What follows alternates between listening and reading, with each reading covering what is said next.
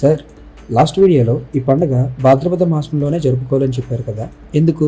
ఎందుకంటే ఆ సమయంలో వర్షాలు తగ్గి నీరు ఎక్కువగా నిల్వ ఉండేటువంటి కాలం కాబట్టి. అందుకే వినాయక చవితి రోజున మనం మట్టితో చేసినటువంటి విఘ్నేశ్వరుణ్ణి పూజిస్తాం. మట్టి మనకి సహజ సిద్ధంగా దొరికేటువంటి మెటీరియల్ కాబట్టి మట్టి అనేటువంటిది గాలితోనూ నీటితోనూ ఇంటరాక్ట్ అయినప్పుడు వివిధ రకమైనటువంటి మినరల్స్ అనేటువంటివి మనకి రిలీజ్ అవుతాయి.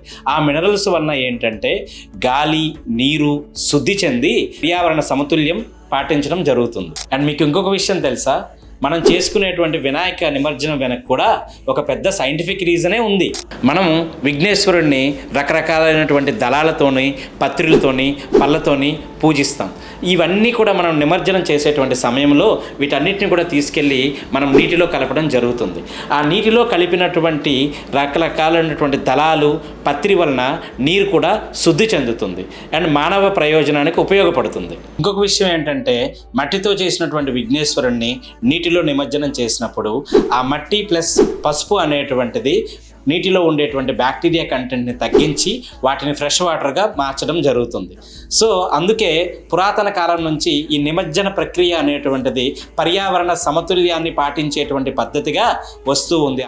అండ్ ఇది మనకు ఒక రిమైండర్, ఏదైతే ప్రకృతి నుంచి వస్తుందో అది ప్రకృతిలో కలుస్తుంది. ద్వారా స్పిరిచువల్గా మనం నేర్చుకోవాల్సినటువంటి విషయం ఏమిటంటే, జీవితంలో మనకి ఎన్ని కష్టాలు వచ్చినా సరే, ఎన్ని ఒడిదుడుకులు వచ్చినా సరే అవన్నీ కూడా టెంపరీ.